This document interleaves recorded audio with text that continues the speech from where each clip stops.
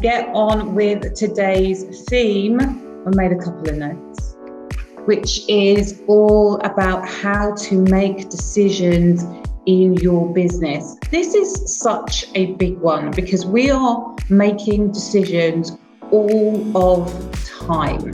And there are a couple of common traits that I see who are making really big strides in their business, i.e. they are in a different place, a significantly different place to where they were 6 months ago or 12 months ago. And then I see the traits of people who are doing okay in their business actually, but when it comes to significant leaps forward, actually if you look back, maybe their growth is very incremental. Be honest with yourself, because the more honest with yourself you can be, especially when you claim it in a public space, the harder it is for you to continue making decisions that are not in your highest. And when you're like, you know what, actually I've got this down, claiming it also gives you permission to give yourself permission to take up more space and more awareness of the things that are going right, so you can do more of the same thing. So I don't care where you fall on the spectrum, but I would love for you to own it. So the reason that most people are not making big leaps is that the way they make decisions in their business is based on where they are in the current moment, or even worse, where they have been in the past. At some point down the line in their entrepreneurial journey, and maybe if you're at the start of your entrepreneurial journey, it's just you don't have any experience at all, but somebody makes an investment or they make a decision where they don't get the results that they desire to make. And so the next time it comes to making a decision that can potentially accelerate their growth, and maybe they're not even perceived errors, maybe, like I said, if you're at the start of your entrepreneurial journey, it's a lack of experience. And so just doing what you feel absolutely safe with right now will determine whether you make the decision or not. Here's what's going on with your partners when they do this. They want to keep you safe. It's not that they're bad people or they're stupid or anything like that. They want to keep you safe and they want to keep themselves safe.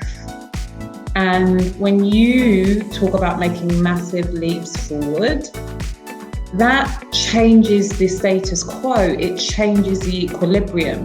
And so unless you have a partner as invested in growth as you, and often they aren't to start with, it's really, really common, they get on the train eventually, but often they aren't to start with, their fear is used as a logical, reasonable compromise. You should compromise on your dreams and desires because I don't understand it and I want to keep you safe and it's not the right time, and etc, etc, etc. Very, very common. For me, it's always about integrity and being clear, Catty, on exactly what it is a person is selling.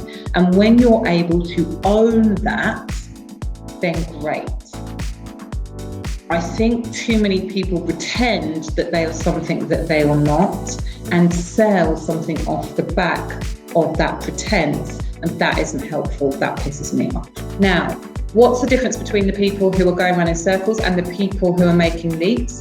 The people who are making leaps are making decisions based on where they desire to be. They are making decisions from the mindset of the person who already has what they desire to have. When I'm thinking about building a multi-million pound revenue stream, for next year, guess what? As soon as I have that idea, I start taking action and start behaving as though that ball is already rolling.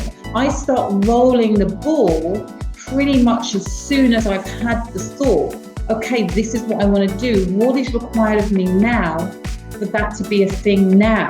If you want to be earning 10 grand a month and you want to be doing it with ease and grace, you really focusing on your £97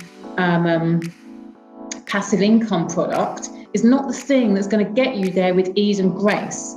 So learning what you need to do, putting yourself in a position where even asking the question, how can I make this easy? And this is not the detail, but it's like, okay, what would be easy when it comes to my financial goals? This is the thing. I want to encourage you, if you take one thing from this Thrive Thursday today, is stop fucking about and making decisions based on where you are in this moment or where you have been. Make decisions from the place and the identity that you are stepping into. What you have to focus on if you want to sell premium products is positioning yourself as a premium brand.